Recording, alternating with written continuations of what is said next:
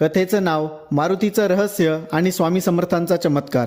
अक्कलकोटमध्ये एक जुने मारुती मंदिर होते। या मंदिराची खूप ख्याती होती, पण त्यातील मारुतीच्या मूर्तीमध्ये एक अद्भुत शक्ती होती। असं म्हणतात की ही मूर्ती कोणालाही स्पर्श करू देत नव्हती। जर कोणी मूर्तीला स्पर्श केला आणि प्रयत्न केला तर त्याला अद्भुत शक्तीचा अनुभव येत असे।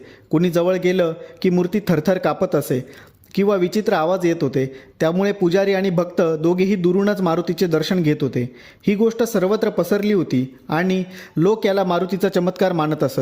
एक दिवस एक तेजस्वी, भव्य आणि वृद्ध व्यक्ती अक्कलकोटमध्ये आले। तेच आपले स्वामी समर्थ। ते थेट त्याच मारुतीच्या मंदिरात गेले आणि मारुतीसमोर उभे राहिले। पुजारी आणि भक्त उत्सुकतेने पाहत होते की आता काय होतं। स्वामींनी मारुतीला हाक मारली, "अरे मारुती, अजूनही असाच उग्र आहेस का? शांत हो." हे ऐकून सगळेच अचंबित झाले। स्वामींनी मंदिरात प्रवेश केला आणि मारुतीच्या मूर्तीला मिठी मारली। आश्चर्य म्हणजे